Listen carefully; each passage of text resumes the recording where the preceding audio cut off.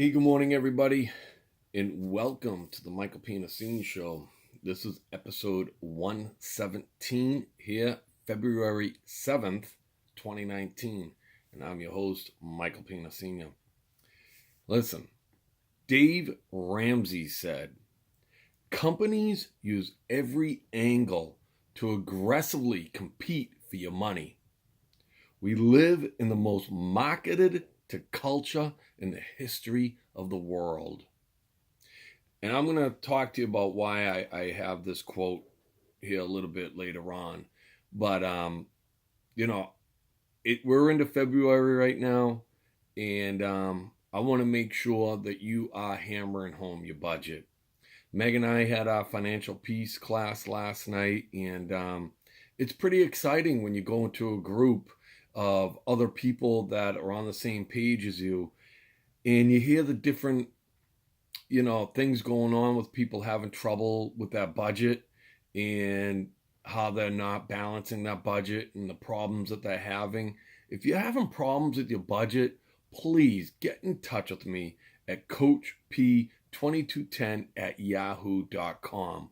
You can reach me anytime. All right. You can message me on Facebook. You can follow me at the Michael Pina, Michael Pina. I always screwed that up.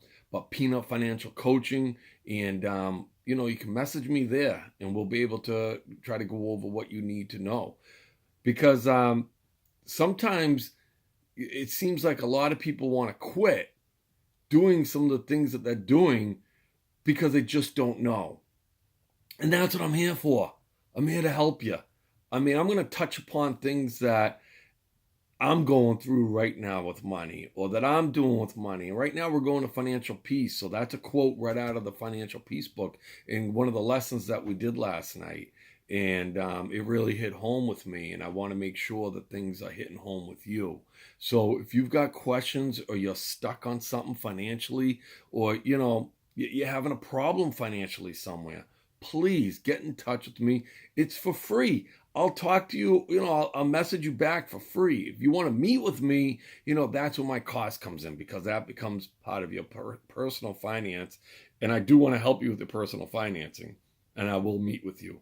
So please get in touch with me and make sure that we're doing the right thing. So the reason why I bring up that quote, and it scares me, some of the things now. It's weird because, I've gotten through a lot of things. Last night, somebody cut up 13 credit cards. 13 credit cards. And they said, we think we have more, but we can't find them. And that's what they're talking about. The companies, the credit card companies, are spending billions of dollars to market to you, to make it seem like it's a special thing to have a credit card, and Meg and I don't own any credit cards. We cut all ours up. We closed out all our accounts. So that means if you don't have the cash, guess what? You can't buy it. You can only buy what you have cash for. Credit cards are what take away your wealth, and you're making these companies wealthy. So, get away from them. Cut them up. If you're having trouble with that because you're scared, well, you need to follow the baby steps. And, last night we're going through the baby steps, and I'm the only one answering what each baby step is. You've got to get them drilled into your head, and it's got to be part of your philosophy and your game plan. And it will defend you against these commercials, and defend you against these companies that are being over aggressive to get your dollar. All right, because every dollar they take from your pocket is a dollar that you can invest into your future. I mean, I try to steer people away from, buying cars on credit and getting car notes. I mean, I know I've got 2 rundown cars right now, and I'm really trying to save right now. I started saving right after Christmas for Meg. I've got $500 saved right now. As Meg says, that buys us 2 tires. But you know what? I'm trying to save right now before the cars completely break down, so that we have cash, because whatever cash we have when that car goes is what we're going to spend on a vehicle. And I loved the analysis that we heard last night, there was a gentleman who was going to spend $40,000 on a car back in 1986, okay? $40,000 on a Mercedes. And he had to make the decision, do I spend this money on the Mercedes, or, do I use this money maybe to put in some investments, or he had the cash. He had the cash, which is incredible.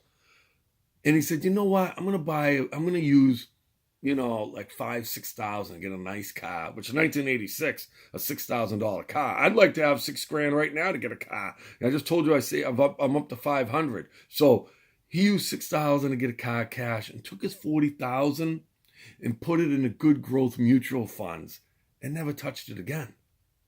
15 years later, he's driving around in another car that he paid cash for, $5,000-6,000, and his $40,000 in good growth mutual funds over a 15-year period had grown into $500,000. He never put any more money in, didn't touch it, just put it in the good growth mutual funds and let it grow.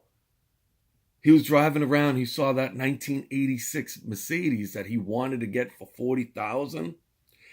And he saw someone, he rolled down the window and he said to him, I'm not being a pain, but I'm just curious.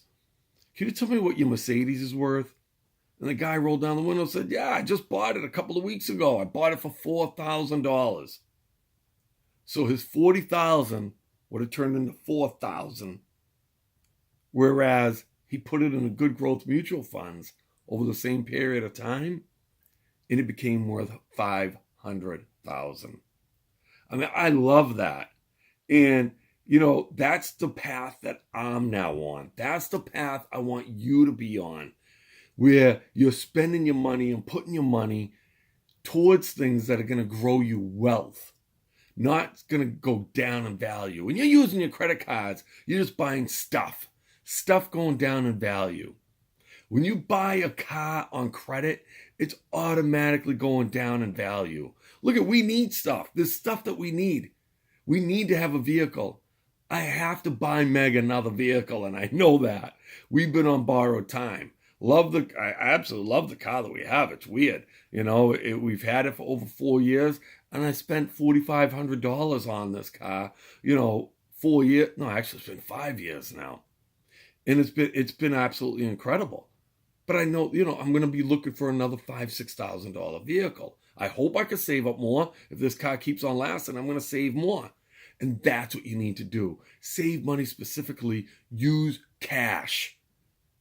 And if you don't have the cash, guess what? You can't buy it. Move on. This is what we need to teach our young people. This is what we need to teach everybody. And this is how you can grow your wealth instead of growing somebody else's. All right, so I just wanted to bring that up because it makes my stomach sick when I hear some of the people that are just so far into debt. It just hurts my stomach to hear it. And I don't want you to be there. And if you are, let me help you. That's what I've got a passion for. I'm going to be going into Dave Ramsey's coaching session now. So I'm going to start learning actual financial coaching from Dave Ramsey's team. So this philosophy and everything that I've been talking about, I started doing this show over a year ago now, and I'm just building on it. I'm building on it for you. I'm building on it for me because I want to grow where I'm going so that I can help you. All right. So let's go on this journey together. All right. Because I'm not going to stop. I'm not going to stop learning, and I don't want you to stop learning.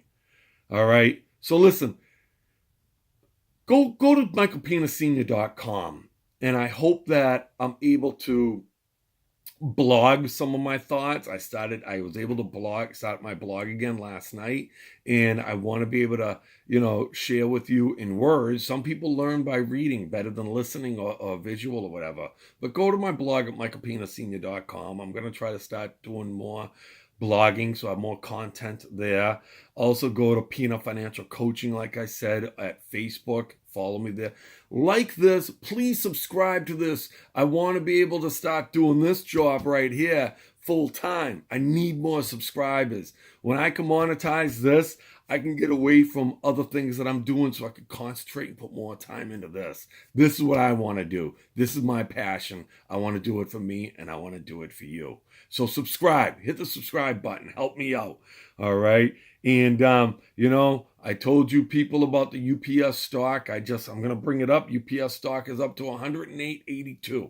All right. For you UPS people out there, I'll try to put that in the news. This is Peanut Financial News. I forgot to say that. But UPS stock is at 108.82 as of close yesterday.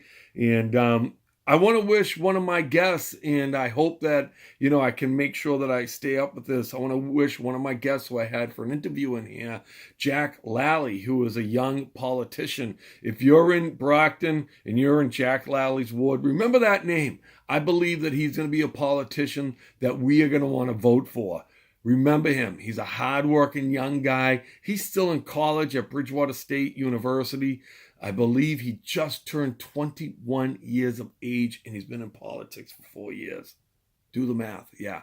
He became the youngest ever representative of Brockton when he was still in high school.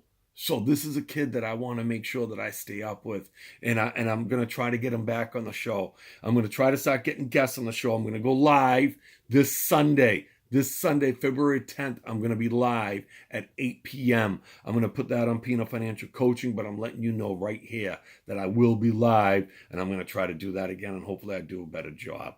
All right. And one other thing, I want to bring it up because Tom B keeps on sending me stuff. If you send me stuff, I'm going to comment on it. And, UMass Boston was linked with the Mount Ida debacle that happened last year. And, UMass Boston is in financial troubles. And being in financial troubles, they've now hiked their parking rates. And people are up in arms over there. They're going on strike or whatever. And Tom, my comment on that is, I wish that Mount Ida did something to try to raise money. They're just trying to raise money. If in my opinion, when you drive down that way towards UMass Boston, you should be paying money to park. I hate to say it. And if that's the way they're trying to figure out how to raise money, then more power to them. I think that they need to do more of that. I think they need to put a parking garage, is what Bridgewater State does. You put a parking garage in, and either you have to have a sticker to get in, or you pay as you go in. And I believe that they got to do stuff like this. And I hate to say it, but I agree with it, because they have to do something to raise money, because they can't really raise the tuition. Tuition is what it is in a state school. So how are you going to raise money? You got to do things like that. So that's my 2 cents on that. I don't know if you agree with it, but, when these schools are in trouble, they got to figure out ways. And I tell you right now, the income part of the ledger has to increase. So the outgo, they used to have football at UMass Boston. They had to cut it. All right. And I would have done that at Mount Ida. I would have cut sports programs, because the sports programs in Division III don't bring in any money. It's all money going out. And I hate to say it like that. Unless there's alumni that are willing to pay for that. Nichols has a great alumni association. A lot of the Division III schools have great alumni associations that actually contribute a lot of money to these sports programs. And that's how the sports programs are able to survive in Division III. A lot of these programs do not have strong alumni, which Mount Ida, unfortunately, never had a strong alumni that donated enough money towards their sports programs. So you got to do things to raise money. And that's what you got to do at home. If you're not making enough money and you've got too much expenses, you got to go out and you got to work. As I love that saying, as my grandmother used to say, if you're broke, a good place to go is to work. So let's keep that going, because you know what I say? I want to win. I want to help you win. Let's win together.